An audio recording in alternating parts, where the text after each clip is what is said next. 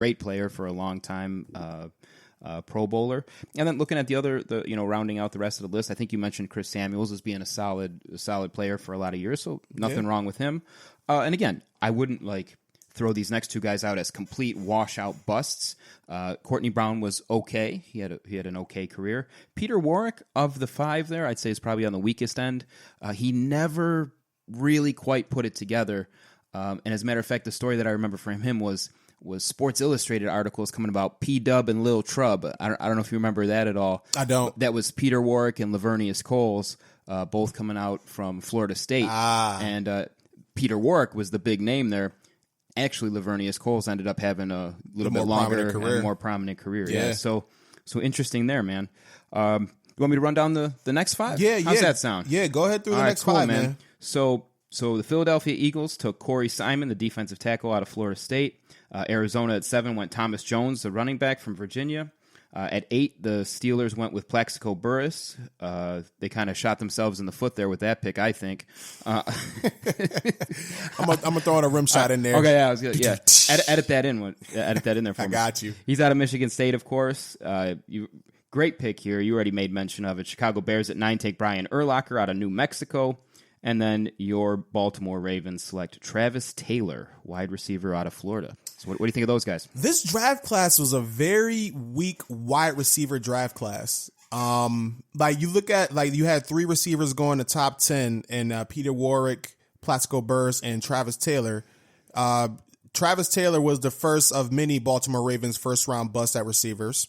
Plaxico Burress, Super Bowl champion for the New York Giants. He dominated in their playoff run when they won that first Super Bowl with Eli Manning there with them, but never made a Pro Bowl. Never made an All-Pro team. I was kind of surprised when I was going through it, and I looked at that. I was like, oh, shit, wow, he never did. And then Peter Warrick, just kind of a sort of serviceable guy.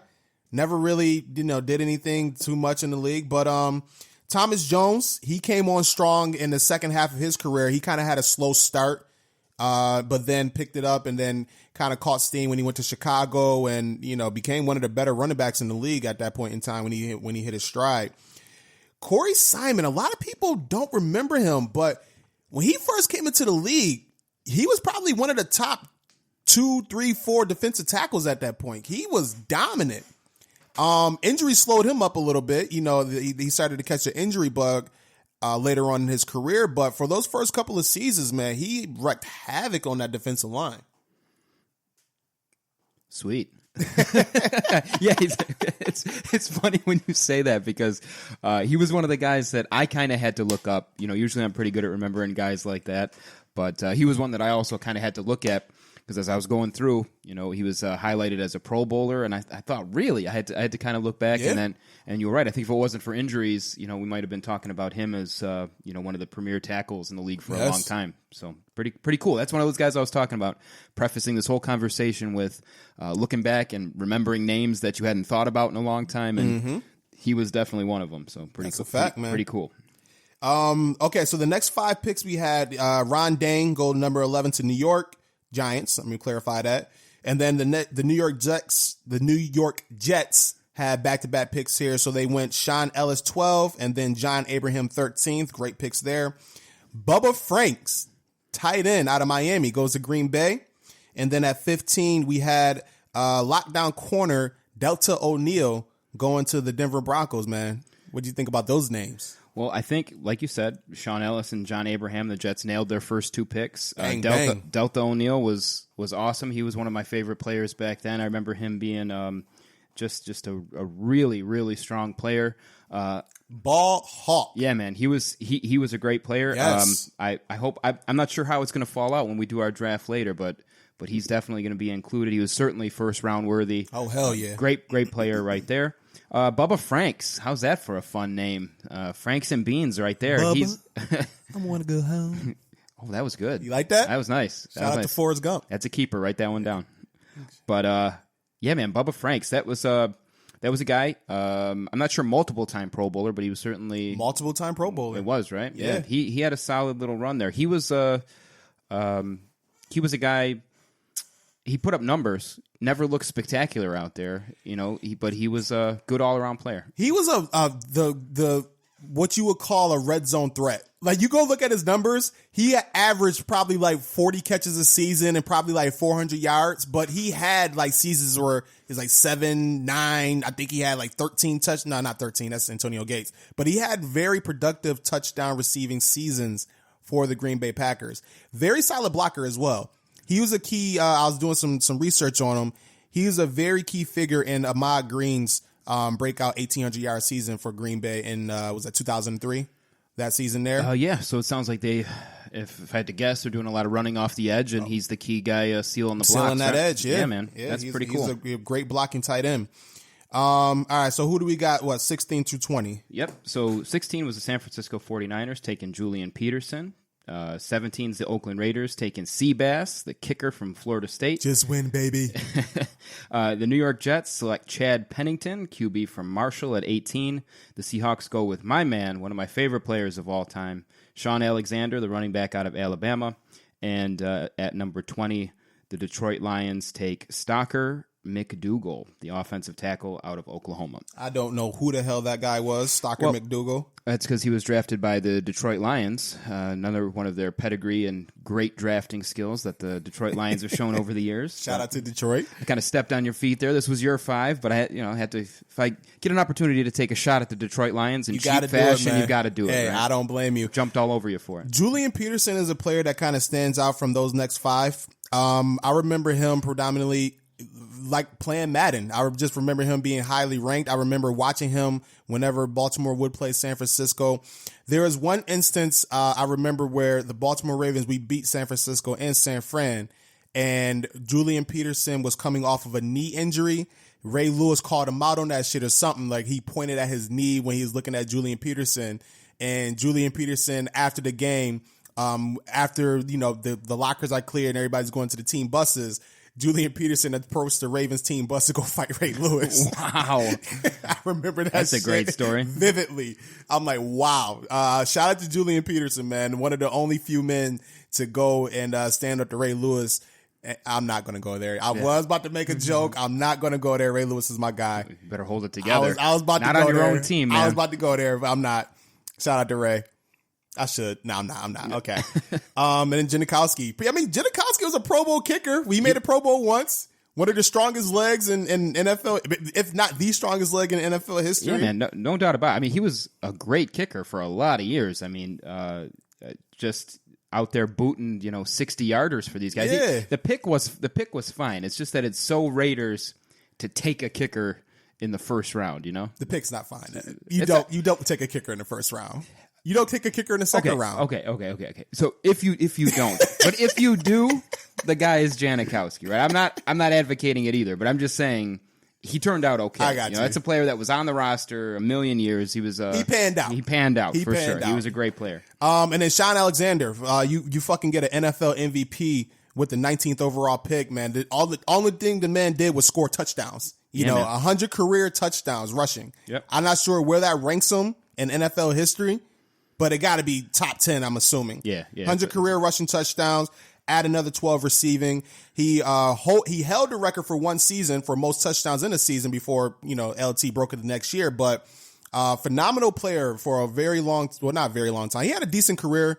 He's got out to a slow start, picked it up, and then kind of just fell off the face of the earth after his MVP season. So yeah, he's a tale of a guy. You ask yourself, when you look at his career numbers, they were fantastic. But his peak prime years were about as good as anyone ever had in the NFL. It was just that, like you said, he kind of fell off a cliff after that, right? And was a bit of a slow starter. So, it's not looking like very likely that he'd end up being a Hall of Famer at this point. But what an awesome career he had in that. Watching him in those prime years was incredible. Yeah, it was. It was fun to watch. I remember liking him coming out of Alabama. He's one of the reasons that I've always kind of followed since then, the Alabama program. I'm not huge into college football, but yeah, man, Roll Tide. If I had to pick a team that I do follow, it is Alabama, and Sean Alexander is the reason why. I liked him coming out of college, and then his career with the Seahawks was amazing. So, just one of my favorite guys right there. So the next 5 on the list: Sylvester Morris, wide receiver, going to Kansas City. We had Chris McIntosh, tackle, go to Seattle. Carolina selected defensive back Rashad Anderson. San Francisco goes Ahmad Plummer, defensive back. and then Minnesota defensive tackle Chris Hovan. Thoughts on those picks there? Well, this is the first little section where we had nobody to even make a Pro Bowl. When I went back to look through it, I was kind of surprised about Chris Hovan because I think he was probably the best player of that little bunch. I don't know much about Chris McIntosh, so I'm assuming he kind of busted out. He played 2 seasons. Yeah, that's about what I would have thought because I didn't know much about him at all.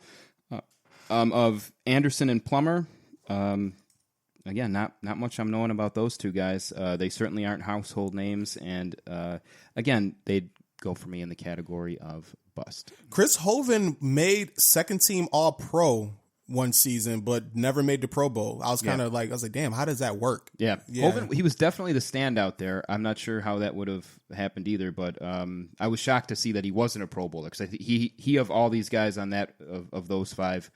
Certainly had the best career. Was a great player for quite a while with the Vikings. Very solid. He was definitely very solid. And then also went to Tampa Bay. Had a nice little resurgent run-stuffing career in Tampa Bay. Yep. Second half. All right, and then let's go ahead and round up the last of these 6 picks here, Ed. Okay, so I'll just run through all the rest of them here. The Buffalo Bills select Eric Flowers, the defensive end.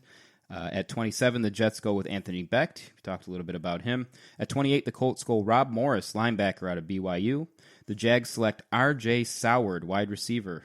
The Tennessee Titans, Keith Bullock, linebacker out of Syracuse. And the final pick of the first round of the 2000 NFL Draft was the St. Louis Rams going at Trung Candidate, running back out of Arizona. I used to always call him Thug Candidate. Thug Candidate? Yeah, I always thought it was like Thug Candidate. And I just remember always when I played with the Redskins, put him at kick return because he was just fast as shit. Yeah, he was. When I was playing Madden.